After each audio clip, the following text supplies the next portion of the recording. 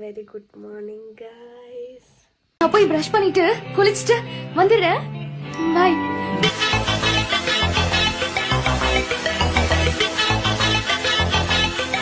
ഇന്നത്തെ first class general surgery ആയതുകൊണ്ട് നമുക്ക് ആദ്യം ഹോസ്പിറ്റലാണ് പോകേണ്ടത്. ഫ്ലാറ്റിൽ നിന്നും യൂണിന്നും 30 minutes ഡ്രൈവ് ആണ് ടാക്സിയിൽ. ബൈ ബസ് ആണെങ്കിൽ ഇതിന് 1 hour എടുക്കും. നമുക്ക് എല്ലാ വീക്കിലും 1 day ക്ലാസ് മാത്രമേ ഉള്ളൂ ജനറൽ സർജറി. അതും മൺഡേയിലാണ് ഗൈസ്.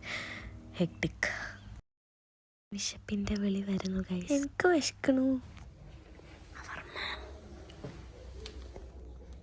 അങ്ങനെ ഇന്നത്തെ സർജറി ക്ലാസ് കഴിഞ്ഞിരിക്കുകയാണ്.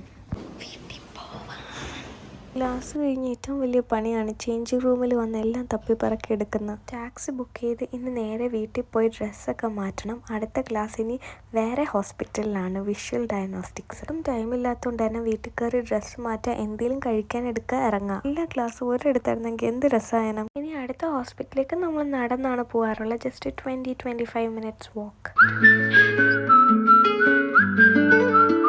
പല കളർ പൂക്കളുണ്ട്.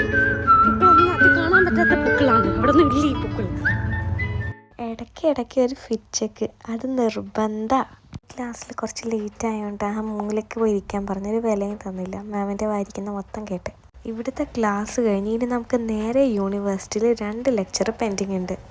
പോണ്ടെന്നൊക്കെ തോന്നും, പക്ഷെ അറ്റൻഡൻസ് ഇല്ലെങ്കിൽ എക്സാം എഴുതാൻ പറ്റൂല.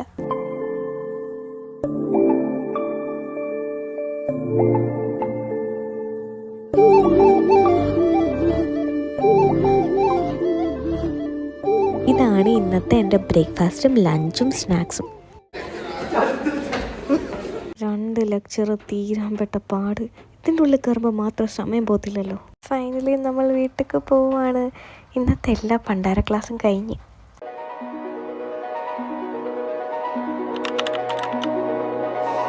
When I feel cold,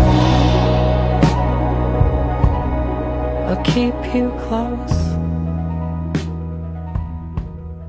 And if I could, വീട്ടിലെത്തി വേഗം മാറ്റി ഞാൻ ആദ്യം ചെയ്യുന്ന കാര്യമാണ് തേരാപ്പാര കയറി ഇറങ്ങി ഫ്രിഡ്ജ് തുറന്ന് നോക്കൽ. ഒന്നും ഇല്ലെങ്കിലും ഇത് തുറക്കുമ്പോൾ കിട്ടുന്നൊരു സമാധാനം, അതിനു വേണ്ടി ഇങ്ങനെ വെറുതെ ഇടയ്ക്ക് ഞാൻ വന്ന് നോക്കും.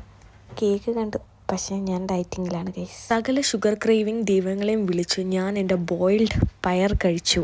കുളിക്കാതെ അടുക്കള കയറൂല ഗൈസ്. കുളിച്ചിട്ട് വേണം വല്ല ഉണ്ടാക്കി കഴിക്കാൻ. ഹോസ്പിറ്റലിൽ പോയി വന്നല്ലേ. I made kadalakari, solai curry, then I'm going to make roti, then I made fried rice. നാട്ടിലെ ചോറും മീൻകറിയാന്ന് വിചാരിച്ച് ഇതങ്ങോട്ട് കഴിക്കാം. ഡിന്നർ കഴിച്ചിട്ട് സ്ട്രെയിറ്റ് ടു മൈ സപ്ലിമെൻറ്റ്സ്. നാളെ തൊട്ട് ഞാൻ നന്നാവുക. So starting with my overnight oats. Nostalgia പിടിച്ച് ജീവിതം മുന്നോട്ട് കൊണ്ടുവന്ന മിക്കവർക്കും കാണും ഇങ്ങനൊരു ഓമനപ്പെട്ടി. Especially for the people who do journaling.